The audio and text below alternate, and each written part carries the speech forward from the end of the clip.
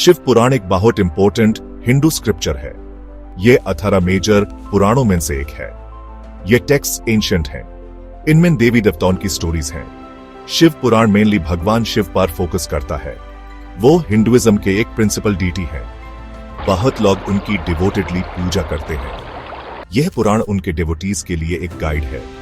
इसमें उनके नेचर और उनके डीड्स को एक्सप्लेन किया गया है। यह विजडम का ट्रेजर हाउस है। यह सेक्रेड बुक सच में बहुत वस्ट है। इसमें बहुत सारे चैप्टर्स हैं। ये कई संहितास यानी सेक्शंस में डिवाइडेड है। हर सेक्शन शिव के डिफरेंट एस्पेक्ट्स को एक्सप्लोर करता है। आपको उनके पार्वती जी से मैरिज की टालिस मिलेंगी। उनके सोन्स गणेश और कार्तिकेय की स्टोरीज भी हैं। पुराण कॉस्मिक इवेंट्स को भी डिस्क्राइब करता है। ये क्रिएशन और डिस्ट्रक्शन के बारे में बात करता है। इसमें शिव के लिए हिम्स और प्रेजेस नरेट किए गए हैं। रिचुअल्स और वर्शिप की मेथड्स भी डिटेल्ड हैं। यह शिव को समझने के लिए एक कंप्लीट गाइड है। शिव पुराण शिव जी की कॉम्प्लेक्स पर्सनालिटी को रिवील करता है। वो कोई सिंपल गॉड नहीं है जिनका एक सिंगल ट्रेट हो। उन्हें कई नेम्स से जाना जाता है। हर नेम ह्यूमन उनके बारे में कुछ नया बताता है। कभी वो भोलेनाथ है, द इनोसेंट वन। वो डिवोशन से इजीली प्लीज्ड हो जाते हैं। अदर टाइम्स वो महान एसेटिक हैं, मेडिटेशन में खोए हुए। वो माउंट कैलाश पर बैठे रहते हैं, डीप इन थॉट। वो एक फैमिली मैन भी है, एक लविंग हस्बैंड। ये वैरायटी उन्हें बहुत फैसिनेटिंग बनाती है। लेकिन पुराण उनके अदर साइड से भी पीछे नहीं हटा। ये ह्यूमन शिव द डिस्ट्रॉयर को भी दिखाता है। ये उनके होने का एक बहुत पावरफुल एस्पेक्ट है। वो फियर्स और फॉर्मिडेबल हो सकते हैं। ये फियर्स फॉर्म यूनिवर्स के लिए जरूरी है। ये वर्ल्ड को इविल से क्लींस करता है। जब चीजें गलत हो जाती हैं तो ये बैलेंस लाता है। काल्म और फियर्स की ये डुअलिटी शिव के लिए सेंट्रल है। शिव पुराण ह्यूमन दोनों को समझने में हेल्प करता है। ये उस ग्रेट गॉड की एक कंप्लीट पिक्चर प्रेजेंट करता है। बहुत लोग शिव को काल्म योगी के रूप में जानते हैं, या वो उन्हें नटराजा द कॉस्मिक डांसर के रूप में देखते हैं। ये बेनेवलेंट और ग्रेसफुल फॉर्म्स हैं। लेकिन शिव पुराण उनके रौद्र स्वरूप के बारे में भी बोलता है। इसका मतलब है उनका फियर्स या रैथफुल मैनिफेस्टेशन। शिव का ये साइड लेस कॉमनली डिस्कस होता है, फिर भी ये इक्वली इंपॉर्टेंट है। ये उनकी इमेंस पावर और अथॉरिटी को रिवील करता है। ये दिखाता है कि वो सिर्फ जेंटल नहीं है, वो जरूरत पड़ने पर एक टेरिफाइंग फोर्स बन सकते हैं। उनके सबसे फेमस फियर्स फॉर्म्स में से एक है वीरभद्र। ये स्टोरी बहुत ड्रामेटिक है। ये दक्ष के ग्रेट यज्ञ यानी अग्निहवन के टाइम हुआ था। दक्ष पार्वती के फादर थे। उन्होंने शिव को इंसल्ट किया और उन्हें इनवाइट नहीं किया। सती, जो तब शिव की वाइफ थी, डीपली हर्ट हुई। उन्होंने सैक्रिफाइशियल फायर में खुद को इमोलेट कर लिया। शिव का ग्रीफ टेरिबल एंगर में बदल गया। उस एंगर से वीरभद्र का जन्म हुआ। वो इमेंस पावर की वॉरियर थे। वीरभद्र को दक्ष का याज्ञ डिस्ट्रॉय करने का कमांड मिला। वो गणों की एक फियरसम आर्मी के साथ गए। उन्होंने सैक्रिफाइस पर तबाही मचा दी। गॉड्स और सगेस स्कैटर हो गए। दक्ष को खुद वीरभद्र ने बिहेड किया। इस एक्ट ने शिव को डिसरिस्पेक्ट करने के कॉन्सिक्वेंसेस दिखाए। इसने उनके राइचस एंगर की पावर को हाईलाइट किया।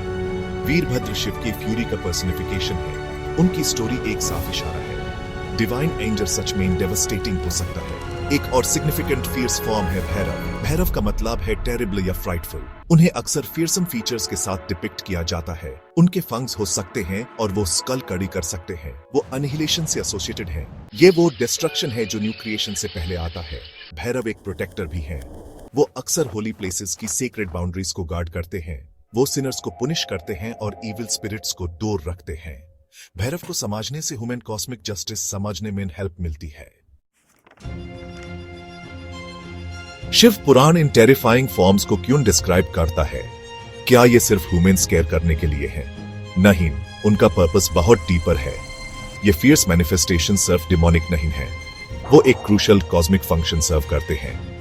वो डिस्ट्रक्शन की नेसेसरी फोर्स को रिप्रेजेंट करते हैं। ये डिस्ट्रक्शन रैंडम या इविल नहीं है। ये टारगेटेड और पर्पसफुल है।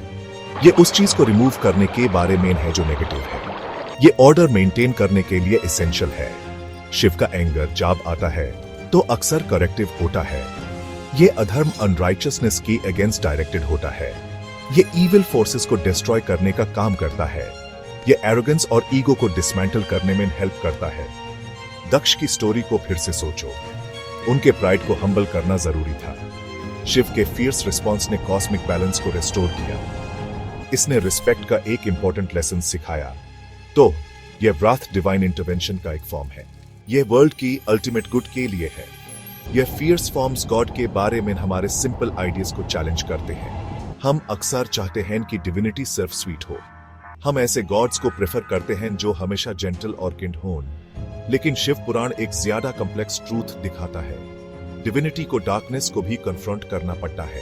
उसमें नेगेटिविटी को ओवरकम करने की पावर होनी चाहिए। कभी कभी इसके लिए पावर का एक टेरिफाइंग डिस्प्ले जरूरी होता है। यह महादेव द ग्रेट गॉड के रूप में शिव के रोल का पार्ट है। वो एग्जिस्टेंस के सभी एस्पेक्ट्स को एम्बॉडी करते हैं, उनको भी जो ह्यूमन अनकंफर्टेबल करते हैं। तथा कथित डिमोनिक या फियर्स एस्पेक्ट शिव की कंप्लीटनेस का पार्ट है। यह उनकी इमेंस स्ट्रेंथ और मैच्योरिटी को दिखाता है। वो डिफिकल्ट टास्क से पीछे नहीं हटे। वो लाइफ और डेथ की टोटलिटी को एम्ब्रेस करते हैं। वो अक्सर क्रिमेशन ग्राउंड्स में पाए जाते हैं। वो अपनी बॉडी पर आशीष स्मीयर करते हैं। ये डिटैचमेंट और ट्रांसेंडेंस के सिंबल्स हैं। उनके फियर्स फॉर्म्स ह्यूमन अपने इनर डीमंस को ट्रांसफॉर्म करने में हेल्प करते हैं। वो ह्यूमन अपने फियर्स को फेस करने के लिए एनकरेज करते हैं। यही उनका प्रोफाउंड स्पिरिचुअल सिग्निफिकेंस है। भगवान शिव पैराडॉक्सेस से भरे हुए हैं। यही चीज उन्हें इतना फैसिनेटिंग बनाती है। वो अल्टीमेट एसेटिक हैं, इयॉन्स तक मेडिटेट करते हैं। फिर भी वो एक डिवोटेड हस्बैंड और फादर भी हैं। वो महायोगी हैं, वर्ल्ड से डिटैच्ड, लेकिन वो अपनी लीला यानी डिवाइन प्ले के थ्रू वर्ल्ड से एंगेज भी करते हैं। वो पीस के सिंबल हैं, लेकिन वो टेरिबल रात के गॉड भी हो सकते हैं। शिव पुराण इन सभी कॉन्ट्रडिक्शंस को सेलिब्रेट करता है। ये फ्लॉज नहीं है, बल्कि उनकी कंप्लीटनेस की साइंस है। उनके फियर्स फॉर्म्स इस पैराडॉक्स का एक की पार्ट है। वो डिस्ट्रक्टिव और टेरिफाइंग दिखते हैं, फिर भी उनका अल्टीमेट एम अक्सर बेनेवोलेंट होता है। वो रिन्यूअल के लिए राह बनाने के लिए डिस्ट्रॉय करते हैं। वो राइचसनेस को प्रोटेक्ट करने के लिए ईविल को एनिहिलेट करते हैं, जैसे एक सर्जन जो हील करने के लिए पेन देता है। शिव का व्राथ कंपैशन का एक फॉर्म हो सकता है। ये एक टच लव है जो चीजों को सही करता है। यह डिवाइन पावर की एक मैच्योर अंडरस्टैंडिंग है। यह सिंपल गुड और बैड से आगे है। शिव के फियर्स एस्पेक्ट्स को समझना हमें ग्रो करने में हेल्प करता है। यह उनके ट्रू नेचर की डीपर अप्रिशिएशन फॉलो करता है। वो हमारी ह्यूमन एक्सपेक्टेशन से लिमिटेड नहीं है। वो सब कुछ एनकम्पस करते हैं, क्रिएशन और डिस्ट्रक्शन। वो ब्यूटी और टेरर दोनों अपने अंदर रखते हैं। ये उनकी इमेंस कैपेसिटी को दिखाता है। वो एग्जिस्टेंस के सभी एस्पेक्ट्स को कंटेन कर सकते हैं, उनको भी जिन्हें हम डार्क या अनसेटलिंग पाते हैं। उनकी स्ट्रेंथ इसी इंक्लूसिवनेस में है। वो होल हैं क्योंकि वो सब कुछ एम्ब्रेस करते हैं। शिव पुराण इन स्टोरीज के थ्रू ह्यूमन टीच करता है। यह ह्यूमन सरफेस अपीयरेंसेस से आगे देखने के लिए इनकरेज करता है। शिव का राक्षसी रूप या फियर्स नेचर ईविल नहीं है। यह उनकी डिवाइन पर्सनैलिटी का एक इंटीग्रल पार्ट है। यह उनकी पावर और जस्टिस का मैनिफेस्टेशन है।